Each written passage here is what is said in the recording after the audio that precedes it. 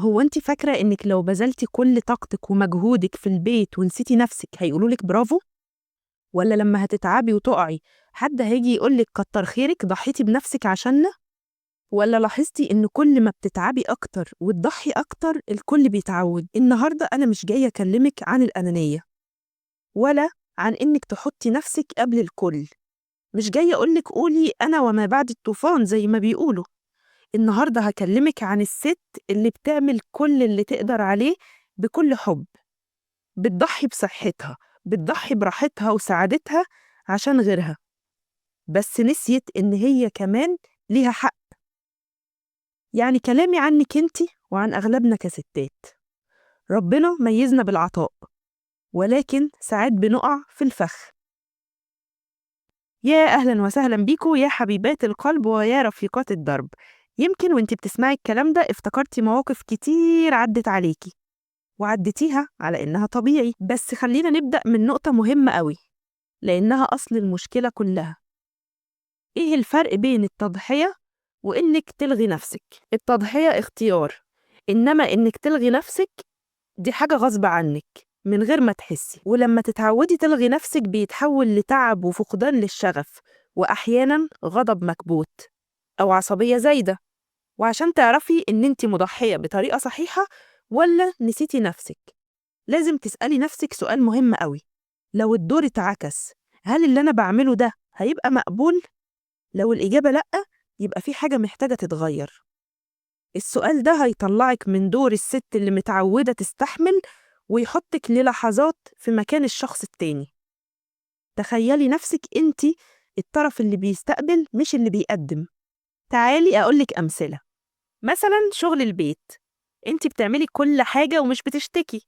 السؤال بقى لو الطرف التاني هو اللي شايل كل ده لوحده، هل كنتِ هتقولي عادي والّا كنتِ هتحسي إن ده كتير عليه؟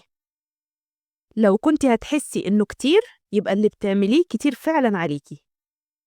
مثال تاني، الوقت، لو ما فيش وقت ليكِ، أي حاجة تخصِّك بتأجليها. اسألي نفسِك، لو أنا اللي واخدة وقتي كله على أكمل وجه وسايبة الطرف التاني من غير وقت لنفسه، هل ده هيكون شيء منصف؟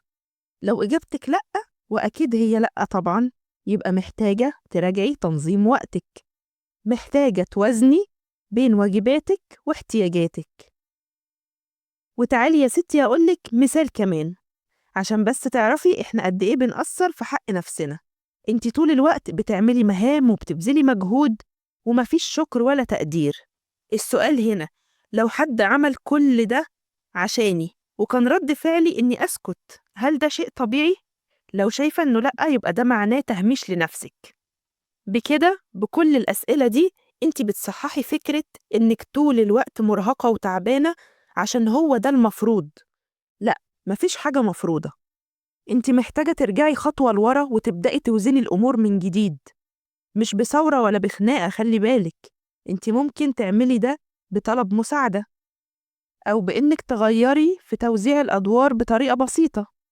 أو إنِّك تعملي لنفسِك حدود واضحة وده هيكون بطريقة تدريجية، أو حتى تقللي مجهودِك اللي بتبذليه في حاجات معيّنة وأنتِ عارفة إنها زيادة عن اللزوم.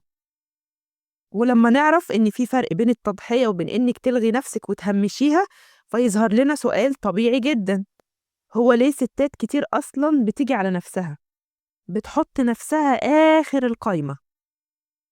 الفكرة غالبًا بتكون جزء متعلق بالتربية والمعتقدات، زي إن الأم الكويسة لازم تستحمل حتى لو فوق طاقتها، أو الزوجة الشاطرة ما يكونش ليها طلبات كتير، أو إن الست لازم تضحي.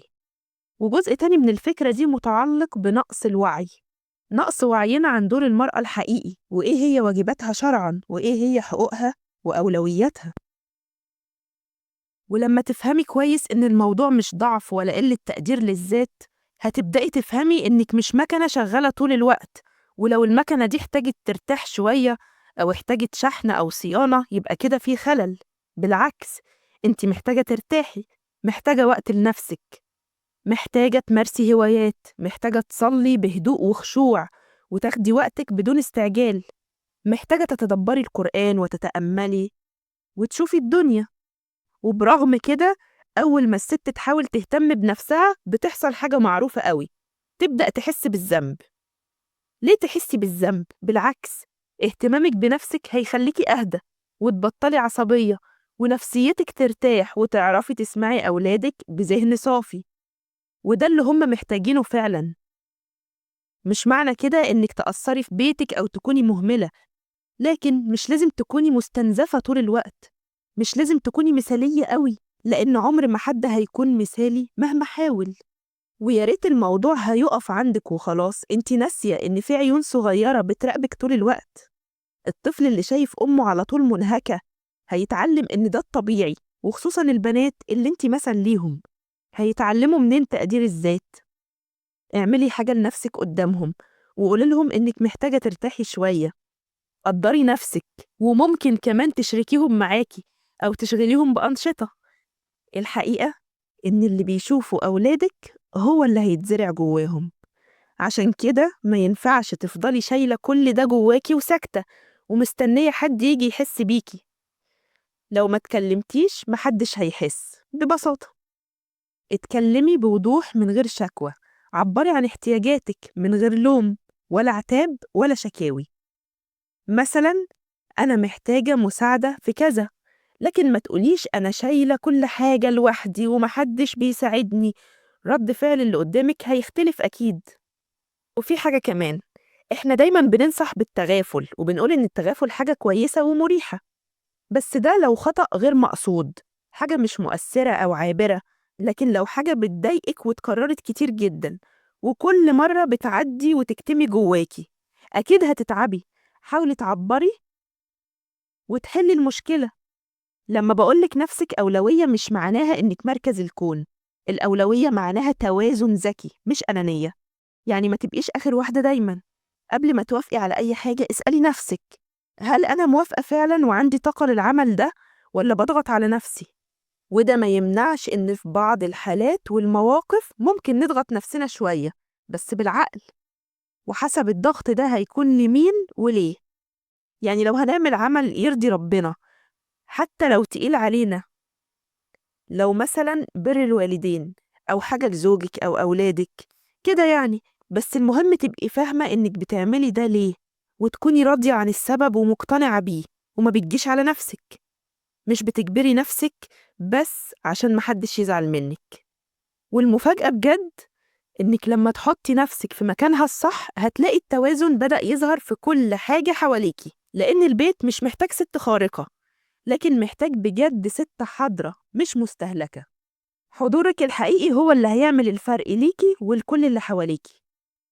ابدأي بخطوة واحدة بس الأسبوع ده وكملي عليها واحدة واحدة. كل اللي مطلوب منك دلوقتي إنك ما تنسيش نفسك، عشان طول ما انتي بخير اللي حواليكي كلهم هيبقوا بخير. وهفضل أقولك وأفكرك كل مرة إن سعادتك بإيدك.